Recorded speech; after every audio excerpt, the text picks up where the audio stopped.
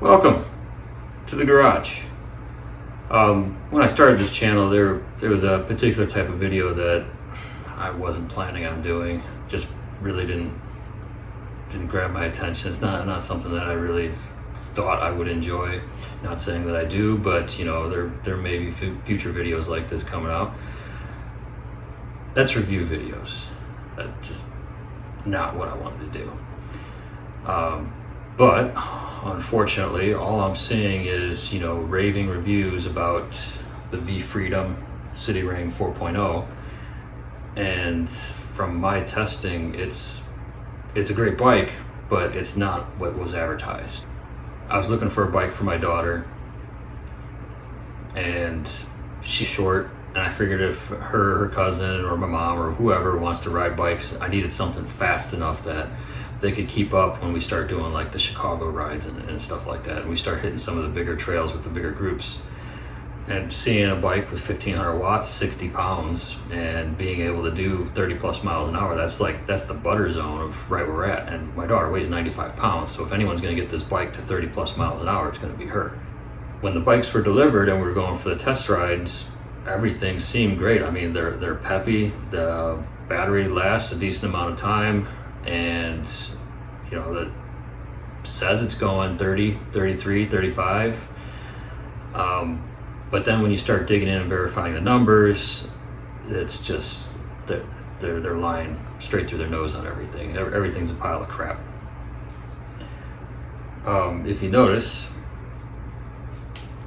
I don't have batteries on either one of these bikes. And that's because I've been going back and forth with the vendor trying to get my money back.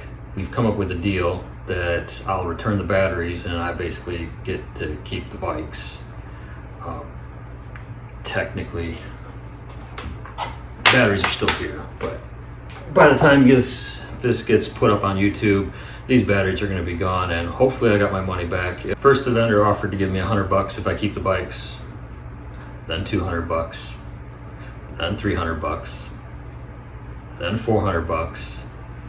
And then the longer that they were fighting me on this, the more I started digging into stats. So what started everything is is just the speed.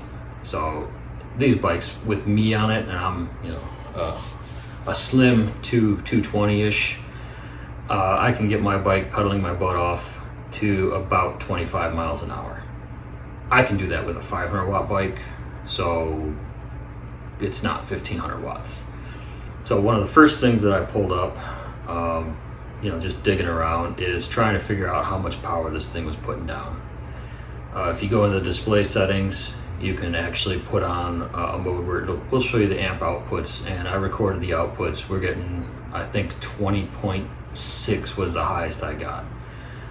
And if you do the math on the battery, the most you're going to get is 1100 watts, and that's absolutely best case scenario if the battery was fully charged, which, you know, the moment you put a load on them, they're going to dip. You're never going to get more than 1000 watts out of these things. So that was the first thing, and that's what I started my complaint with the credit card company, and I started communicating with the vendor, and then they started going along the lines of, well, that's peak power. It's like, well, I recorded up, down hills, back, forth, low speed takeoffs. It never goes over 20 amps, and if you pull the controller out, which we'll do here in a minute, the controller is rated for 20 amps.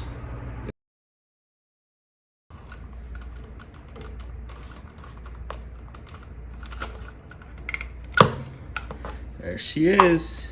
There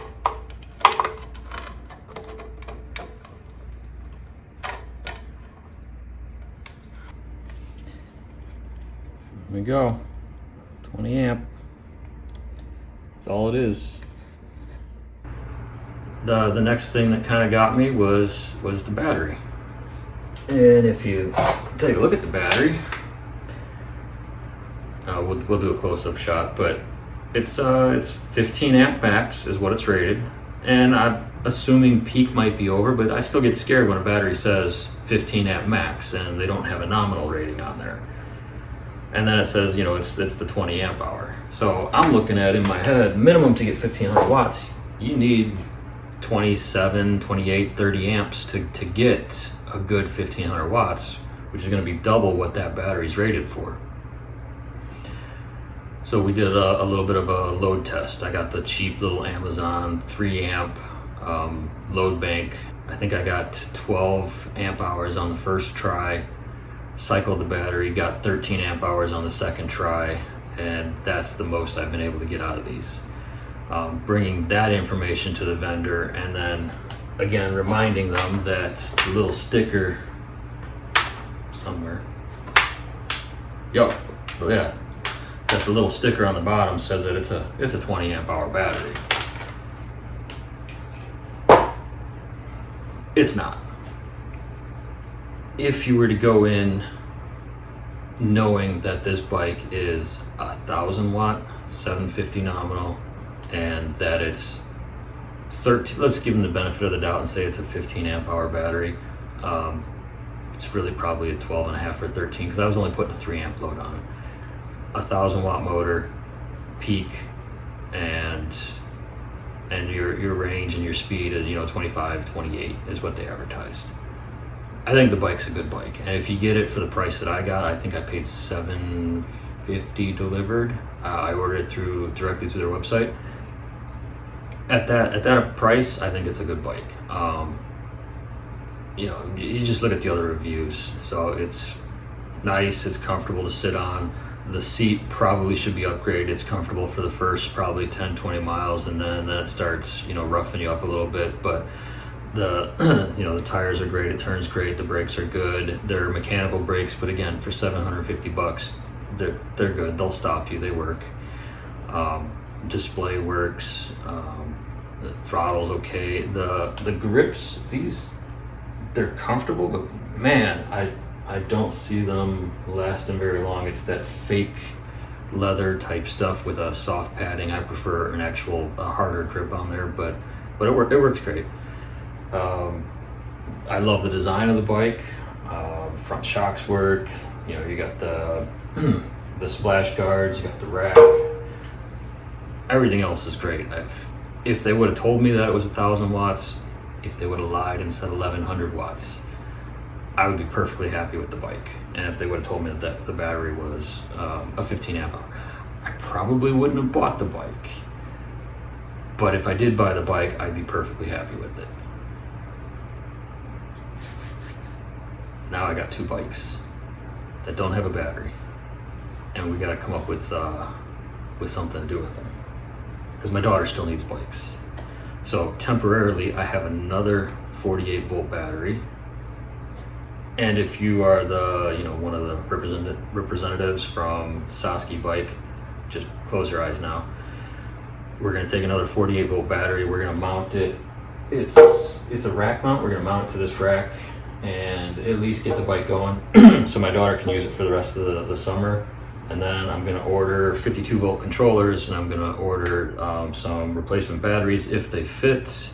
We will be taking this controller mount off and testing. I have one of these battery cases that I'm using for another project. So we're gonna test putting one of those cases in there, see if that fits. Probably have to mount the controller, make something to mount it kind of here and hide it somewhere there, maybe under here, not really sure. So if I'm stuck with a frame, I might as well do something with it. So we're gonna make something happen and see what it can actually do. Like I said, the style of the bike, everything is exactly what I wanted for my daughter. It's perfect. This is one of the ones with the lowest seat. She says she's 5 foot, she's 4'11". It's one of the ones with the lowest seats, and a little heavy for her, but it's more manageable than most of the other bikes that you're gonna get in the 1,500 watt, 20 amp hour range, which it will be when we're done. Let's do some other shit. Oh. Put it up, your highest setting. Highest setting. So, not that pole, but the second one? Or the third? The third pole. Okay. I mean, it should be very clear by the time we get to that pole by that little hill right there, but whenever you're ready. You just say go whenever you're ready, I'll follow you.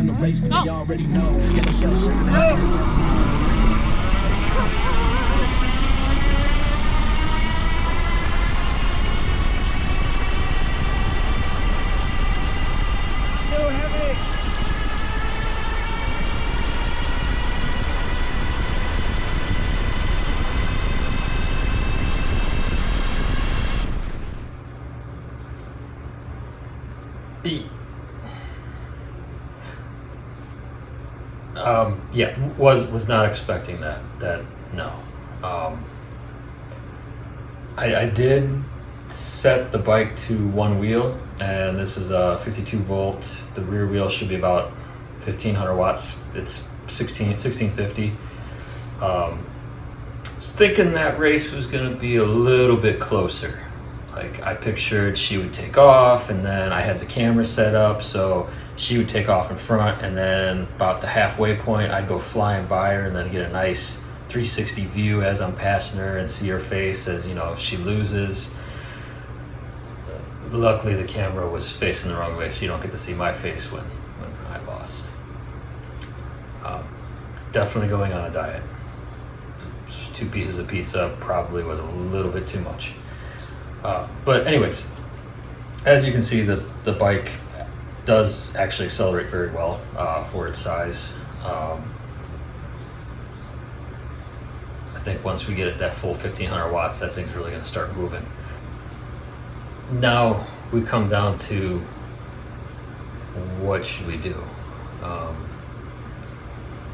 I wouldn't recommend anyone following my lead, but there's only a couple ways that we're going to get companies like this to be honest and truthful, and one of them is they need to get smacked in the wallet. If you want to take the risk, get yourself a halfway decent bike, I'd say go ahead. If you're interested, order one, order it with your credit card. Know that you're going in and you're going to have a little bit of an argument. Be prepared to throw some facts back at them and get yourself a discount, because once they deliver it to you, it's going to cost them $150 to $250 to get the bike back from you. And as long as you're prepared to show them that the transaction was fraudulent, your credit card company will be on your side, and they've got nothing that they can do. They've got no leg to stand on. And I figure if enough people hit them for $100, $200, eventually they'll change the advertisements, and you know, we just need to start doing this to more companies. Those of you that did make it this far, I appreciate you. Like and subscribe. Hope you found everything informative. Hopefully you saved some money, maybe made some money. You know, let us know in the comments. If you already bought one, it's not too late. I mean, fraudulent transactions, not too late to try to get some money back. We'll see you in the next one. We'll win next time, don't worry.